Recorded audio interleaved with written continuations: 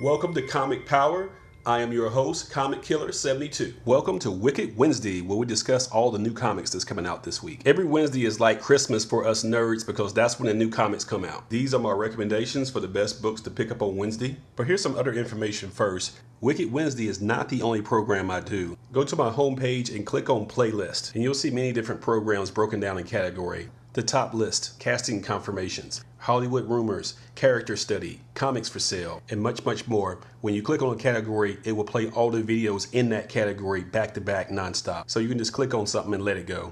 Also, congratulations to Josh Brolin for being chosen to be playing Cable in the Deadpool sequel. There's a video about that under casting confirmation in the playlist. But for now, let's get started on New Comic Day. And DC Comics is giving us All-Star Batman number 9. This is the one that is penned by Scott Snyder, so it'll allow him to do whatever he wants with the Batman character and doesn't have to worry about continuity. I don't know what to tell you about this variant though. I think somebody's tripping on acid. Next up is Deathstroke number 17, and the Bill Sienkiewicz art looks fantastic on this character. This is part 6 of the Twilight story arc. The advanced preview says to a 16-year-old girl is trying to take on Deathstroke or die trying. Next up is Harley Quinn number 18, and this is a continuation of the Deadly Sin story arc. Amanda Conner is writing and doing the covers, and they're continuing the Frank Cho variant shown here where she's looking at her Suicide Squad uniform while dressed in her original Batman animated series uniform. Next up is Superman number 21, and this is a continuation of the Superman Black storyline, as Superman is challenged to break his code against killing in front of his son. Next up is Super Sons number 3, and this is a team up of the sons of Batman and Superman in their own title. Peter J. Tomasi is writing Superman and this title as well, so it's consistent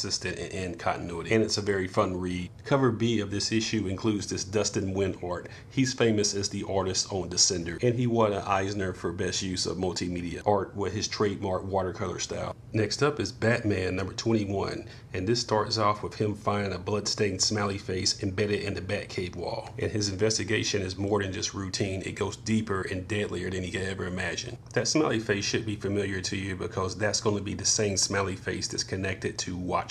In the DC Rebirth relaunch, we learned that Watchmen is tied to the new DC Rebirth continuity. So this is very exciting news. Could you imagine Batman getting into a fight with Rorschach? I'd like to see that. Or Superman trying to take on Dr. Manhattan. The pieces are starting to come together right here. I am one of the hugest critics of Zack Snyder, but he directed Watchmen back in the day, and it's one of the most underrated comic book movies ever. It's great. Watchmen was written by Alan Moore in 1986, and it was a deconstruction of the superhero genre. Nothing short of brilliant, so DC is smart to tie this to their regular superhero universe. Next up, let's see what Marvel is up to, and that's going to be Black Panther World of Wakanda number 6. This Black Panther spinoff was used as a vehicle to highlight the Midnight Angels, Black Panther's all-female top-notch security team. But T'Challa himself is gracing this cover, which was drawn by Afua Richardson, who made my list of one of the top 10 female artists in comics today. Black Panther currently has 3 titles going on at the same time right now. His main Black Panther title, The Crew, and of course World of Wakanda. With his upcoming 2018 movie, he's more popular than ever, but I don't know about 3 ongoing titles. That might be just a little bit too much. Next up is The Champions number 6, when this is a second print variant where they take on some supervillains called the Freelancers. Here's the cover of issue 7 first print that was released just 2 weeks ago. The Freelancers look like natural arch enemies for the Champions. The Champions is just a former Avengers spinoff. It's the teenage Avengers that splinter off from the main team due to disagreements in philosophy. It has the look and feel of something that Marvel could turn into an animated series. Next up is Monsters Unleashed number 1. And if you think you've seen this before, you have, because they did some miniseries and some tie-ins with some other titles previously, but this is an ongoing series now. They appear to be serious about this title because they put some A+ creators in charge, with CULLEN BUNN doing the writing and Art Adams doing the art. That's a terrific team, so if the monster thing is your thing, then you should be picking this up. Next up is Nick Fury number 1, and this is the version of Nick Fury that appears in the Avengers live action movies played by Sam Jackson. It originally was the Ultimate Comics Nick Fury, but when they shut down the Ultimates, they bought the best parts that was working in the Ultimates into the real 616 universe, which included Nick Fury and of course Miles Morales. Next up is Secret Empire number 0. This release is a setup for the big summer crossover for Marvel this year. with the basic plot being that Captain America has been a secret Hydra agent all of this time. I can already tell you where this is going. Marvel is going to overhype this, overprint it, and when this is all done and said for, they're going to set everything back to baseline. Like nothing ever happened. Very few things that happen in Marvel crossovers that have long-ranging consequences. Things blow up, people get punched, but everything gets set back to where it was before. That's just how they do things. Next up is True Believers, X-Men #1. This is the X-Men reboot from 1991 when Jim Lee was drawing it and he was at the top of his game. This is a continuation of the $1 reprints that Marvel was doing to get you to try out these classic titles. X-Men #1 is still the biggest selling comic of all time. It had 5 different covers and altogether it sold 8 million copies. So you don't need to buy the reprint. You probably can already find the original for $1 out there because there's so many of them. Next up is Venom #6. In this issue, Marvel promises to bring back Eddie Brock as the original Venom, which is all we wanted in the first place. While I'm here, I do want to touch on X-Men Gold #1, released on April 5th. There was a big controversy about it because it turns out that the artist had added subliminal political messages. The artist was fired and they terminated his contract, but had the controversy make this book go up to like $20 at one point. The print runs so high and people will move on soon anyway, so it won't stay there. I just want to say it's a very low class move by the artist. Marvel hired you to do a specific job. If you had political messages to make, go to Image Comics and put out your own book. What you did with Marvel was basically the equivalent of someone hiring you to cut their lawn and you peed in their swimming pool. You will never work for another major ever again. Okay, I'm done with my rant. Now let's move on. Next up is our report on independent comics and small publishers.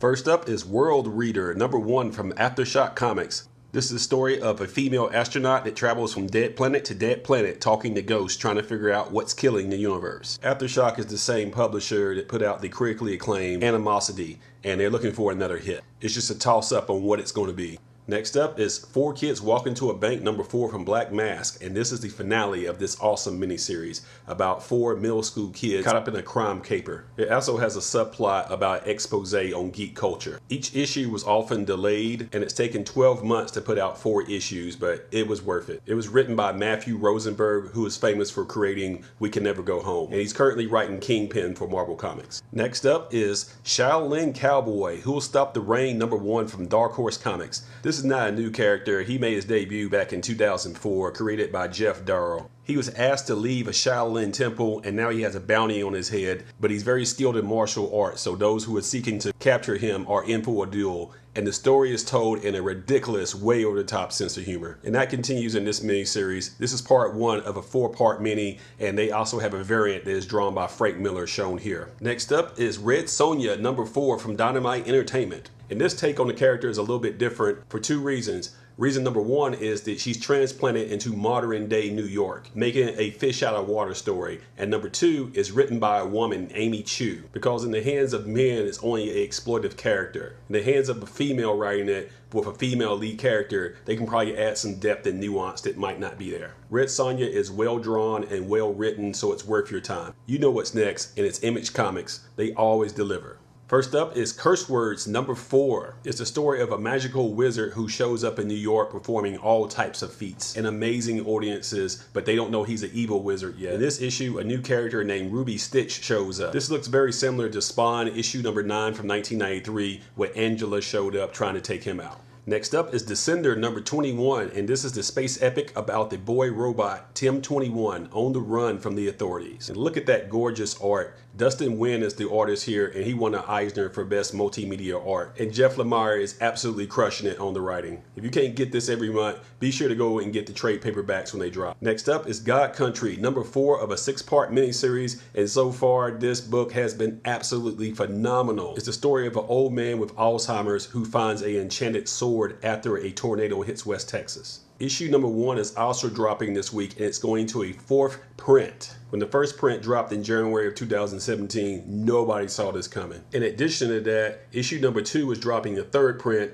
and issue #3 is dropping a 2nd print. So every issue is going to multiple reprints so far because retailers went too light on this. No one knew it would become a hit. You shouldn't wait for the trade when this wraps up in issue 6. It's just too good to pass up. Go ahead and get any issue that you can afford, whatever print it might be. First print #1 cover A goes for about $35 raw and about $110 $10, 9.8. So pick up one of the reprints just to read it if you're not into the investing thing. Next up is the speculation pick of the week. And that's going to be Redneck #1. And what's so fascinating about this is it's written by Donnie Coates, who's the same author as God Country, which I was just talking about. And just like God Country, this takes place in Texas. Donnie Coates is from Texas, so he writes about what he knows about. It makes the characters so real. This is the story of what appears to be just a normal Southern family, but they have a secret that they're vampires. I've seen advanced reviews of this, and it's actually pretty funny. They drink a mix of paint thinner and blood, and they call it WEISER. On eBay, this was already going for a premium pre-sale, so people are anticipating that this will be underprinted and be a big hit. We'll see if Donnie Coates can strike lightning twice. But don't touch that dial. We still got more Image to talk about, including Low #17. This is the science fiction comic that's written by Remender. Way before 7-2 Attorney became a hit, this was his critically acclaimed Eisner-nominated masterpiece about humanity relocating to the bottom of the sea after the sun expands and makes the Earth's surface unlivable. Next up is Horizon #10. And there's just not enough money to squeeze everything into your budget, but you gotta find a way to pick this up, or at least a trade paperback.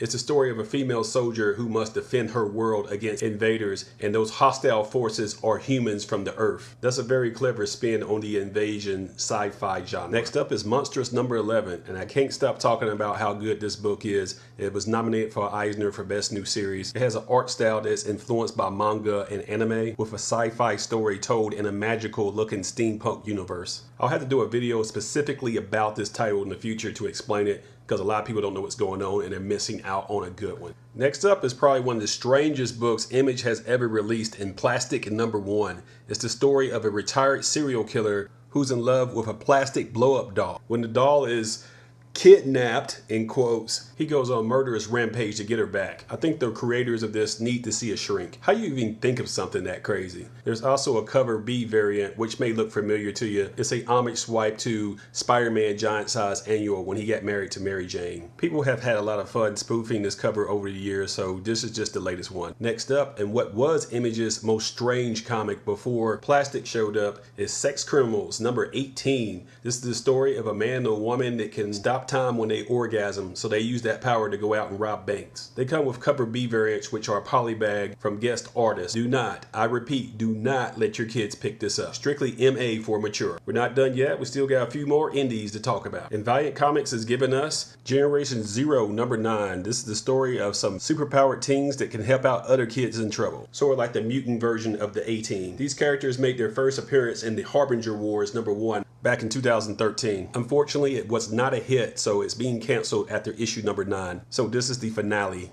Next up is Ninjak #26, and the Seven Blades of Master Dark storyline has been a stunning thrill ride. It's a mashup of the espionage spy genre with science fiction horror. If you like James Bond, Batman, and Daredevil, this is a mashup of all that. Next up is Harbinger Renegades, The Judgment of Solomon on trade paperback. This collects the first 4 issues of the Harbinger Renegades title. When Valiant makes it to the movies, Harbinger will be the first film, so you should be paying attention to what's going on. I'll have to explain Harbinger's beginnings back in the 1990s and how they got from here to now. I'll have to do a video specifically about that. This trade paperback is a good start to dip your toe into. Next up, and from Vault Comics, is Failsafe #1. It's a story of a man that has to hunt down some rogue enhanced super soldiers and execute them. He thought they were all gone, but there's some more still out there. Next, and also from Vault, is Powerless #2. It's a world where everyone has superpowers, but a mysterious virus wipes that all out. Vault is the same publisher that put out Heathen, which has become a big hit, so we'll see if they can produce another one. Before we close, be sure to subscribe, check out the archives under playlist,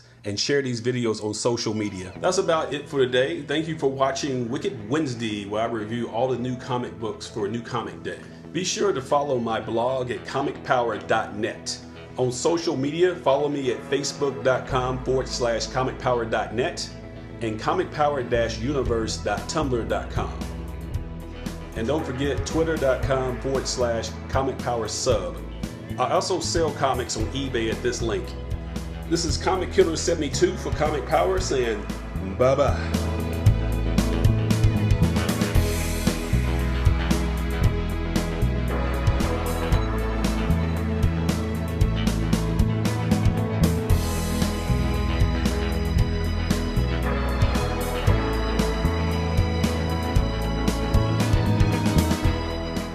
And don't forget to share this video, click on subscribe, give it a thumbs up, and tell everyone you know about this channel to help it grow. Thank you for your support.